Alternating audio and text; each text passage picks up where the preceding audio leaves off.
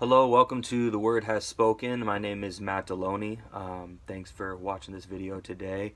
We're going to be looking at a passage in Matthew 15 of Jesus walking on the water and Peter coming to him on the water.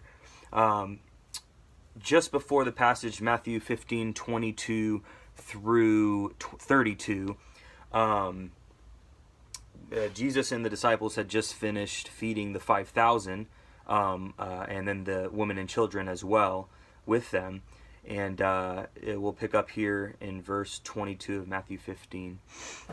Immediately he made the disciples get into the boat and go ahead of him to the other side, while he sent the crowds away. After he had sent the crowds away, he went up on the mountain by himself to pray. And when it was evening, he was there alone. But the boat was already a long distance from land, battered by the waves, for the wind was contrary. And in the fourth watch of the night he came to them, walking on the sea. When the disciples saw him walking on the sea, they were terrified and said, "It is a ghost!" And they cried out in fear. But immediately Jesus spoke to them, saying, "Take courage, it is I, do not be afraid." Peter said to him, "Lord, if it is you, command me to come to you on the water." And he said, "Come." And Peter got out of the boat and walked on the water and came toward Jesus. But seeing the wind, he became frightened, and beginning to sink, he cried out, "Lord, save me." Immediately Jesus stretched out his hand and took hold of him, and said to him, "You have little faith, why did you doubt?" When they got into the boat, the wind stopped. So let's take a slower look at this, and hopefully be able to take away some things from the text that are notable. So let's start in the beginning in 22. Immediately he made the disciples get into the boat and go ahead of him to the other side while he sent the crowds away. So I think, Jesus is already setting up. He knows what he's going to do. He knows he'll come walking on the water in the fourth watch of the night. So he's kind of setting the scene here. So he has the disciples get into the boat, go ahead of him to the other side of the Sea of Galilee. And it says, after he had sent the crowds away, he went up on the mountain by himself to pray. And when it was evening, he was there alone. So it shows Jesus went up to the mountain to pray alone. No one was with him. And then in 24 we see, but the boat was already a long distance away from land, battered by the waves, for the wind was contrary. So this is the Lord's doing. He's setting up the nature and the waves and the wind to be frightening and to be powerful against this, I would say, probably somewhat little boat. If it only is holding 12 people, it's not massive. And here in 25 we see, and in the fourth watch of the night he came to them walking on the sea. When the disciples saw him walking on the sea, they were terrified and said, "It is a ghost!" And they cried out in fear. A little point that we can glean from this is the fact that in reality, the Prince of Peace was the one coming toward them. In reality, Jesus himself was coming toward them, and it was nothing to be terrified about. At the exact opposite, he has someone who has lordship and sovereignty over these waves, over these winds, and it's powerful that we can be, in our lives, we can be scared of the smallest things, or we can be scared of the very things that are going to bring us peace and bring us good things. But on the surface, we're not exactly sure what it may be, and sometimes we assume it's a negative thing, and we bring fear and trouble upon ourselves without really understanding our issues and the things that we face. So then in 27 it says, but immediately Jesus spoke to them, saying, "Take courage, it is I. Do not be afraid." So at this, I take it everyone calmed down. Everybody goes, "Oh, it's Jesus. Whew. Scare the crap out of us, Jesus." But, they probably felt this sense of relief. But then immediately after in 28, it says, Peter said to him, "Lord, if it is you, command me to come to you on the water." So you think, I'm sure the other guys are going, what? Like, are you serious right now? You're asking to go to Jesus on the water?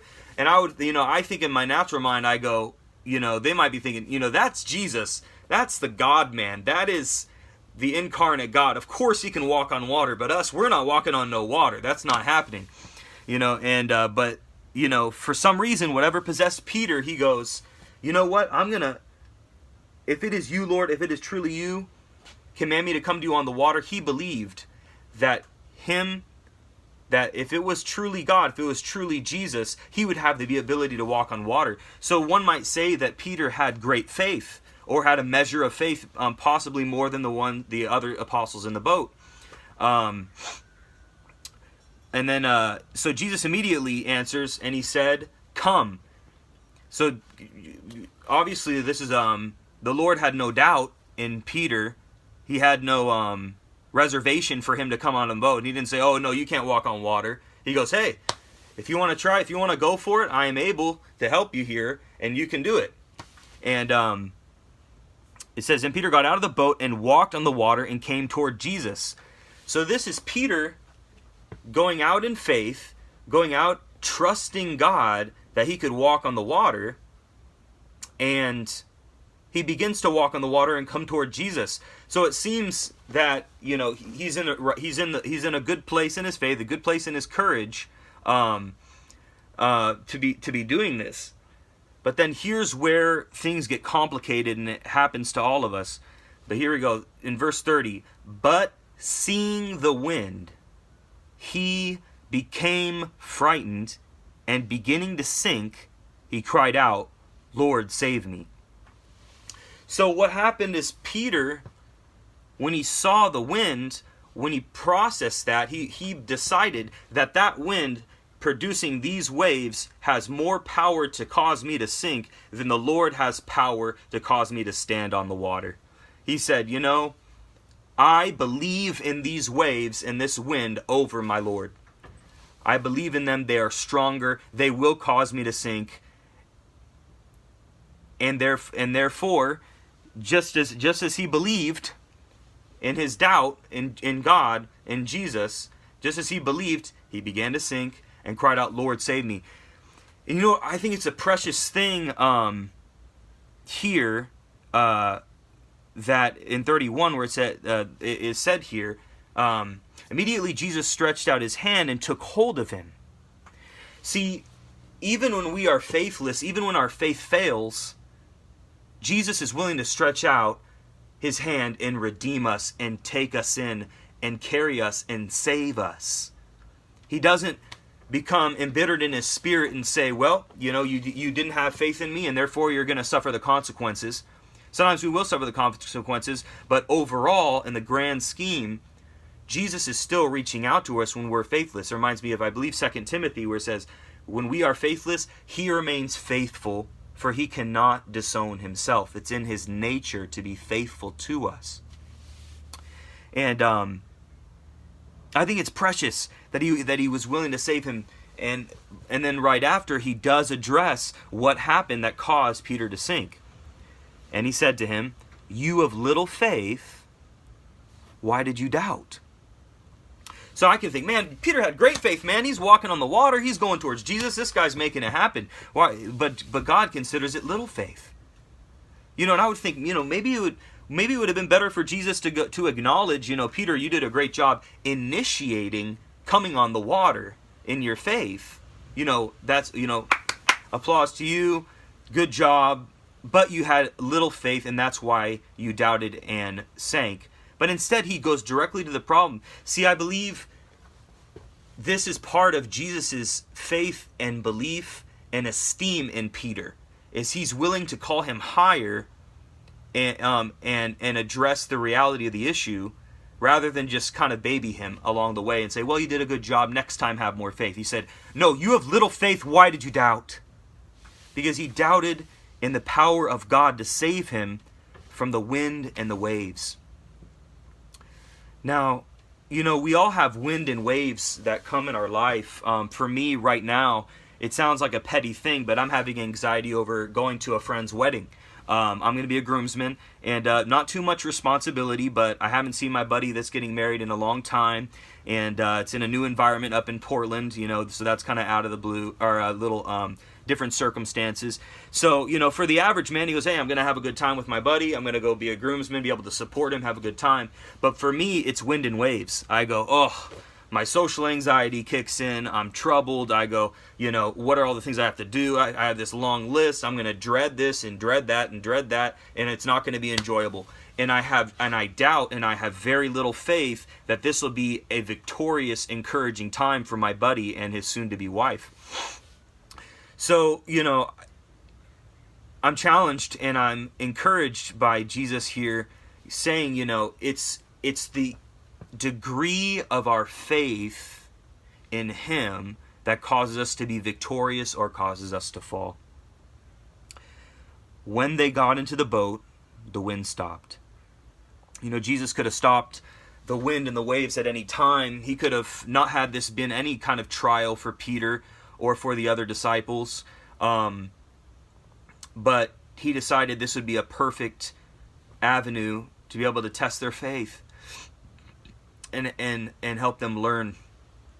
And Peter the Rock grew a lot from this. I think,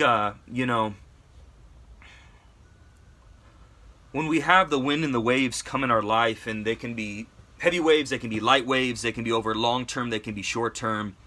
I think it's God calls us to higher faith, but he provides that faith. If we are willing and our heart is believing in Jesus Christ and who he is and the magnitude of his being and his omnipotence, that he has the ability to do anything, then no wind and no waves will deter us. See, his focus was lost in this case. Peter's focus was lost. His focus initially was on Jesus, He basically said, Lord, if it is you, command me to come on the water. He's like, if you are who you say you are, if you are the Lord right now, I will be able to walk on the water. And that's sure footing. That's good foundation. But it's when he decided to believe that the trials and tribulations and the powers of this world had strength, and I'd say the powers within, the evil forces within our own evil hearts, when these things begin to have power and magnitude over the power of the Lord, and we believe in them greater than we believe in the Lord, instead of believing in the Lord, then we will sink, we will fall, we will become frightened. See, he could have dodged this fearful time and this time where he was close to death if he had maintained his faith, if he had decided, I will be faithful to God no matter what the trial. And I can even imagine possibly Peter had faith in what was already happening in the moment. He said, I'm on the water, I'm coming toward Jesus, it's all good, as is. But when another complication came with the wind and the waves becoming greater, he goes, now that's something that can't be done by God. So sometimes we can start off with a sure footing in God and a great amount of faith, and then second guess ourselves when something greater comes along that some adversity that tries to dismount us from our faith. And so anyways, these are just some things I want to look at here in Matthew 22 Matthew 15, 22 through 32. I hope that it was helpful and provided some helpful insight or encouragement to you today in handling the wind and the waves that come in our lives. Again, I'm Matt Delony. This is The Word As Spoken. Thanks for listening today.